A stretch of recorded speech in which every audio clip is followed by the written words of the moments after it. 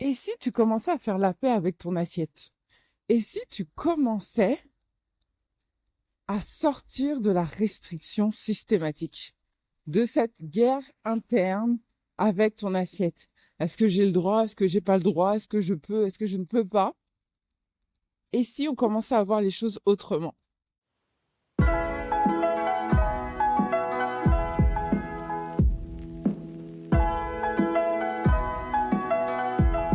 Bienvenue dans ce nouvel épisode du podcast Réussir sa perte de poids. Je suis ravie de t'accueillir aujourd'hui dans ce nouvel épisode spécial calendrier de l'Avent. Tous les jours, je te partage un conseil pour t'aider à profiter des fêtes de fin d'année sans culpabiliser. D'ailleurs, si tu ne me connais pas, moi, c'est Patricia Klopka. Je suis diététicienne nutritionniste spécialiste de la perte de poids. Ma mission, c'est d'accompagner les femmes dans leur perte de poids pour qu'elles se sentent enfin belles et épanouies dans leur corps. Aujourd'hui, j'ai envie que tu vois les choses autrement.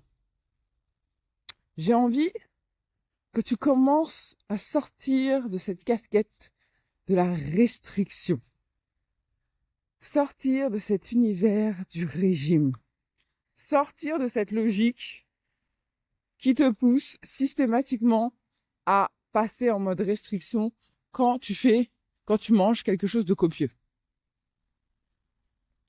Et si, après avoir passé les fêtes de fin d'année, après avoir savouré tous ces bons plats qui étaient à ta disposition, tu passais à une logique de bien-être plutôt qu'à une logique de restriction?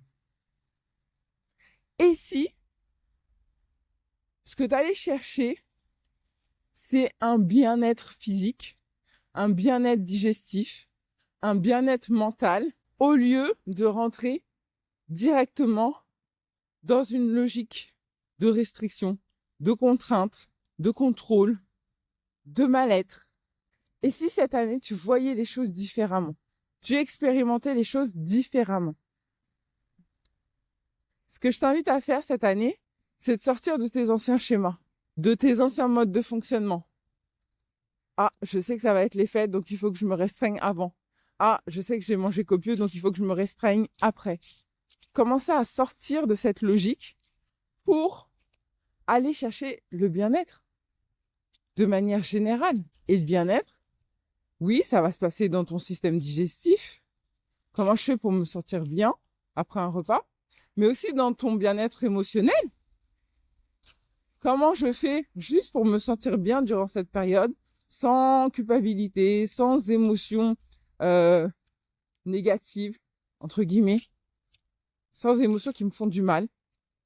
Et si juste cette année, je commençais à chercher uniquement le bien-être, uniquement faire en sorte de me sentir bien sur tous les aspects de ma vie, sans chercher à me contraindre, sans chercher à m'emprisonner dans quelque chose qui, au final, va me faire du mal. Voilà ce que j'avais envie de partager aujourd'hui avec toi pour ce conseil du jour. Donc, si tu l'as aimé, je compte sur toi, bien sûr, pour le liker. Si tu t'es pas encore abonné à la chaîne, je sais pas ce que t'attends. Ça fait presque un mois qu'on est ensemble tous les jours. Donc, abonne-toi. Partage aussi à une amie qui veut perdre du poids, qui se sent un peu perdu. Partage-lui le podcast. Je pense que ça pourra l'aider. Et puis, on se retrouve demain pour un nouvel épisode. Bisous. Bye. Bon, je viens de commencer ma marche.